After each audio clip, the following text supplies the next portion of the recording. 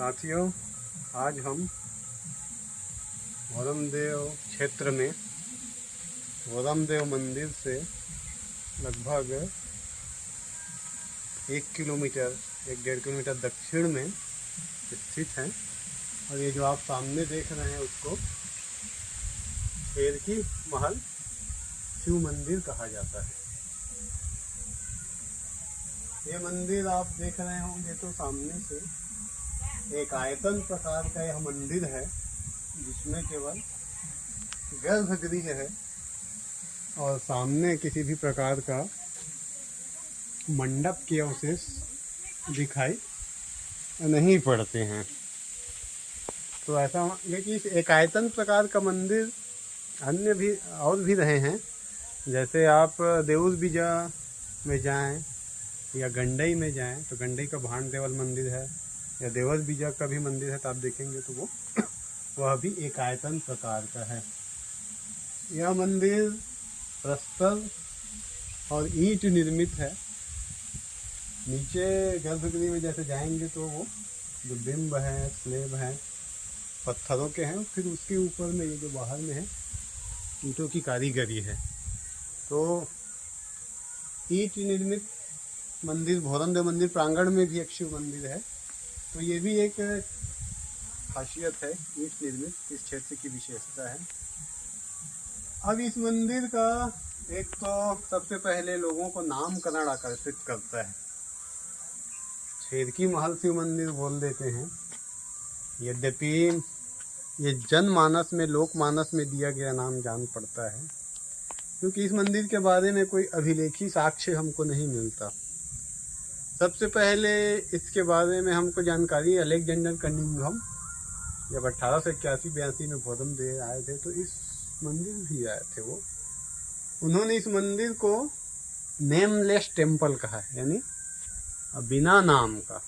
तो इससे ये लगता है कि क्या उस समय शेरकी महल इसको नहीं कहते थे 1881-82 में, क्योंकि कनिंघम ने मड़वा महल के नाम को दूल्हा देव चित्रित किया है, लेकिन इसको नेमलेस का है। तो एक नज़र में तो ऐसे लगता है कि उस समय शेरकी महल नहीं कहते रहे होंगे। लेकिन एक अन्य साक्ष्य से हमको पता चलता है कि इसको शेरकी महल उस समय कहते थे। एक्चुअली में 1955 की एक पांडुलिपि मिलती है भोरमदेव के बारे में। उसमें यानी 1897-98 की वो पांडुलिपि है, उसमें इसको शेरका महल कहा है इस मंदिर को। यानी 1897-98 में कहा है, तो 1881-82 में भी इसको कहा होगा। तो ये हमको इसके बारे में, शेरका महल थोड़ा पहले का नाम है, ये हमको जानकारी मिल जाती है। ये अभी तो मंदिर के बारे में और बताएंगे ही, लेकिन इसका बाहर है जो दीवारों का अलंकरण देखिए इस मंदिर में। ये ज़मीन का लेवल है और ये इसका जो जंगल क्षेत्र में है, ज्यामितीय आकृतियाँ बस है, और ये ईंट है और बाहर में छबाई हुई है ये पान के आकार की आकृति। और जो शिखर है वो जैसे मड़वा महल का जो शिखर है, सीढ़ीदार ऊपर घटते क्रम में, यहाँ की भी उसी प्रकार का शिखर है। और ये पान जैसे, ये आले में संभव है कोई मूर्ति रहा भी हो उस समय, बाकी ये एक पान की तरह बस ज्यामितीय आकृतियाँ हैं और घटते हुए क्रम में ये है। वहाँ है कोई दीवारों में मूर्तियाँ नहीं है इस प्रकार की, एकाक मूर्तियाँ हैं, यानी काम मूर्तियाँ तो नहीं दिखाई पड़ती। लेकिन ये जो मंदिर है वो एक्चुअली में बाद का है। मोटे तौर पे कहें तो ये, इसकी शैली से देखें तो ये 14वीं शताब्दी का मंदिर प्रतीत होता है। ऐसा मानना चाहिए कि ये मड़वा महल के ही शिव मंदिर के समकालीन हो सकता है। इसलिए इसमें क्योंकि इसमें कलात्मक कोई कलाकारी भी नहीं है, इसलिए हम इसको कोई कला के हराश के बारे में ज़्यादा नहीं कह सकते, क्योंकि ईंट निर्मित और एक सपाट मंदिर है। इस मंदिर के बारे में, यह मंदिर अभी तो शिव को ही समर्पित है, लेकिन इसमें आप देखेंगे कि जो गर्भगृह में है वो जो शिवलिंग है वो ओरिजिनल के समय का नहीं रहा होगा, ऐसा प्रतीत होता है। यह मंदिर शिव मंदिर ही के रूप में प्रचलित है, 12 शाखाओं में भी शिव परिवार है।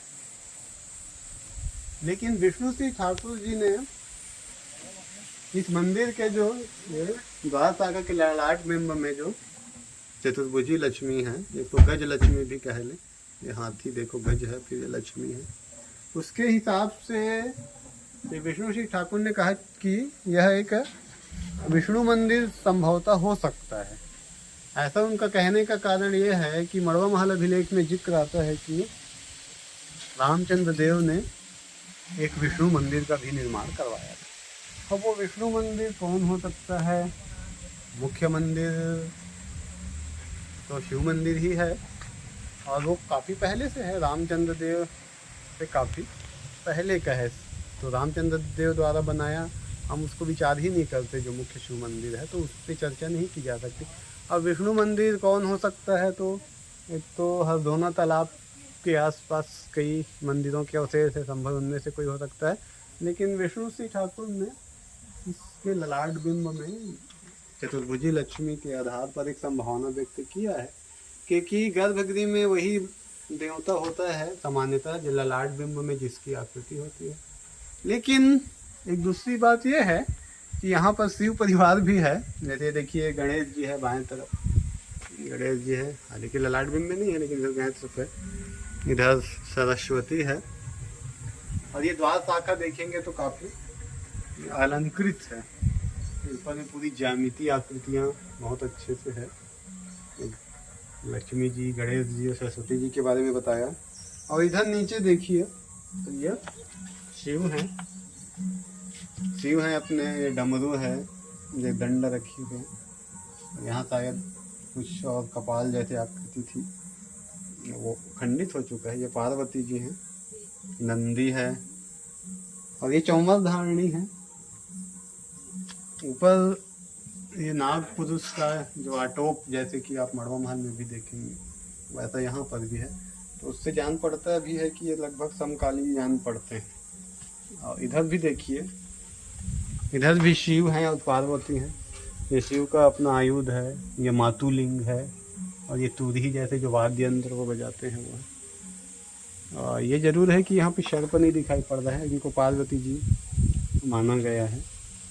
और ये जो है वो चौमड़ धारणी है, और ये नाग पुरुष का है। तो ये काफ़ी अलंकृत है, ज्यामिति आकृतियाँ हैं, और ये गणेश जी, लक्ष्मी, सरस्वती और शिव की। अब ये गर्भगृह में यदि हम आते हैं तो गर्भगृह में यदि देखा जाए तो मोबाइल गर्भगृह में आएंगे तो ये अंधेला तो रहता है, अंधेला है, और इसमें ये जो शिवलिंग जी है वो बात का प्रतीत है हो रहा है। ये जलहरी है, और ये जो है जलहरी पुराना, ये आसपास से अभी हाल में ला के रखा गया है, पहले नहीं। ये गणेश जी की है, गणेश जी की मूर्ति तत्कालीन समय से। ये देखिए ये ओवरलैपिंग स्लैब से बनाया जाता था। ऊपर जो है कक्ष बन जाता है, ये छत जरूर इतने नीचे है, लेकिन उस शिखर तो बहुत ऊपर है, तो बीच में एक हॉलो खाली क्षेत्र रहता है, खाली क्षेत्र रहता है ताकि वजन ना पड़े नीचे। और ये बड़े बड़े स्लैब से आप देख सकते हैं वजन को, भार को। ये कोने कोने में एक स्तंभ, आभासी स्तंभ भी है, ये देखिए इसमें। अब देखिए ये इतना कम ऊंचाई पे है, तो ऐसा लगता है कि ये गर्भगृह शायद गहरा रहा होगा, कि कितना नीचे थोड़ा सा आश्चर्य लगता है। एक हमको 2-3 साल पहले, काफ़ी 70-75 साल के एक व्यक्ति ड्राइवर ने बताया था कि जब वो छोटे थे तो एक गर्भगृह गहरा था करके, और सीढ़ी उतरना पड़ता था, ऐसे बोला उन्होंने। थोड़ा सा मुझे भी लगता है कि गहरा रहा होगा, लेकिन कलिंगम ने गर्भगृह गहरा है ऐसा लिखा नहीं है, लेकिन उन्होंने हर चीज़ को कलिंगम ने लिख दिया हो ऐसा भी नहीं है। मड़वा महल को भी गहरा है नहीं लिखा है उन्होंने, तो उन्होंने किसी चीज़ को छोड़ भी दिया है। तो ऐसा लगता है कि ये गर्भगृह गहरा रहा होगा। हालांकि सीताराम शर्मा जी वगैरह के समय भले मान लीजिए पट गहरा होगा, तो क्योंकि छत भी काफी ऊपर है, तो फिर भी जरूर ये गहरा रहा होगा, ऐसा भी हमको लगता है इसमें। तो ये देख सकते हैं इनका पूरा अलंकरण जो है, ये पूरा इस तरफ से स्तंभों का, और ये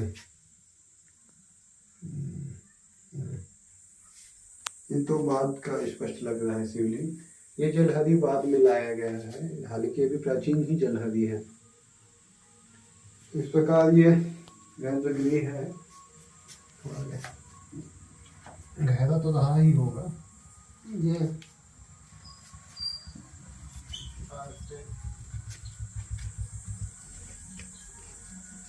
द्वार शाखा और एक आयतन प्रकार का ये शिव मंदिर है।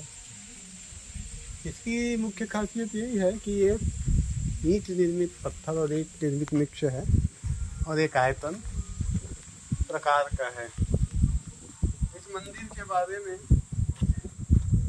बात और विचारणीय हो सकती है कि मड़ोमाल अभिलेख में जिक्र आता है कि महाराज भुवनेकमल हटकेश्वर शिव मंदिर, सकरी नदी के किनारे हटकेश्वर शिव मंदिर में ब्राह्मणी देवी की पूजा करने आते थे। तो ये सकरी नदी के एकदम किनारे है ये मंदिर। यहाँ पे देखेंगे तो दक्षिण में बस 50 फीट की दूरी में सकरी नदी है। तो ये संभावना कहीं ये वही हटकेश्वर मंदिर तो नहीं रहा होगा, ऐसा थोड़ा बहुत सोचा जा सकता है। लेकिन ब्राह्मणी देवी के लिए भी अलग आजू बाजू और रहना चाहिए था इसका चैम्बर वगैरह, तो इस दृष्टि से वो थोड़ा सा संभव नहीं प्रतीत होता। इतना छोटा मंदिर है, एक आयतन और एक छोटा सा मंदिर है। तो जैसे अलग अलग लोगों का अलग अलग मत है। विष्णु सिंह ठाकुर जी ने इसको विष्णु मंदिर की संभावना व्यक्त किया है। और जल निकासी का यदि रहा भी होगा इसमें उत्तर में प्रणाली वगैरह, तो अब तो काफ़ी बदलाव हो जाते हैं, समय साल पड़ जाता है, फर्सिंग हो जाती है, गर्भगृह कभी गहरा रहा होगा। ईंटों की कारीगरी देख सकते हैं, अब प्लास्टर हुआ है, तो नीचे का तो आप थोड़ा बहुत बाद का कह सकते हैं, लेकिन ये सब हुआ है, काफ़ी ज्यामितीय आकृतियाँ हैं। प्रकार ये शेरकी महल जो है काफ़ी महत्वपूर्ण है, और इसको आज हम लोग आदरणीय महेश आमदे सर के साथ बनाए हैं। आज इसका वातावरण भी देखिए कितना भव्य लग रहा है। मौसम इस तरफ मुख्य शिव वरुणदेव का मंदिर है, ये पीछे पूरे पहाड़ हैं। इधर मंदिर के पश्चिम में इधर ही जो चतुरापुरी या चौरागढ़ का जो राजनिवास है वो भी इसी क्षेत्र में है, पीछे में इसके। ये पूरा पश्चिम में पहाड़ हैं, इधर दक्षिण की तरफ भी पहाड़ है, और कुछ दूरी में सकरी नदी है। यहाँ कुछ कुछ बिखरे अवशेषों को संग्रहित किया गया है, लेकिन ये जलहरी का टूटा हुआ ये नंदी है, ये भी नंदी तो है। ये किसी बड़ी मूर्ति का पाद नीचे का हिस्सा है, जहाँ पर नंदी और दिख रहा है, पता नहीं कौन से देवता का रहा होगा ये। तो ये खंडित मूर्तियाँ हैं। इस तरह से ये पूरा देखिए मंदिर का भव्य लोकेशन। ये शिखर देखिए, और ये दूर से देखिए, तरह से पूरा मंदिर का। और इसमें जैसे लोकमानस में कहते हैं कि छेदी का जो बदबू आता है यार, तो उसका एक कारण ये है कि यहाँ का जो ऊपर के हॉलो है, जहाँ पर अंदर का कक्ष है, शिखर, वो खोखला रहता है, उसमें चमगादड़ वगैरह घुस जाते हैं, तो उसका यूरिन वगैरह उसका भी स्मेल आते रहता है। तो इसलिए लोगों को आभास होता है उस टाइप का छेदी का टाइप के गंध का। और चूँकि ये खुला रहता था पहले, तो छेदी वगैरह घुस भी जाते थे, तो इसलिए शेर का महल, छेदकी महल, शिव मंदिर, ये सब लोकमानस में नाम पड़ गए। इसका जो महत्वपूर्ण ये है, जो इनका द्वार शाखा बहुत भव्य है। और एक बात बता देते हैं, ये गणेश जी है, बीच में चतुर्भुजी लक्ष्मी है, इधर सरस्वती है और लता वल्लभी का दोनों तरफ है। फिर नीचे हैं शिव जी, पार्वती जी और चौमर धारणी। फिर ये नाग पुरुष का ये है।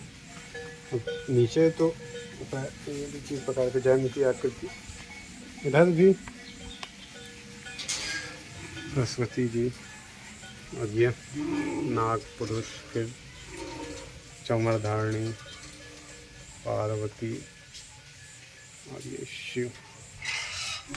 और ये इस प्रकार से ये मंदिर, शेर की मालती मंदिर के बारे में जानकारी है।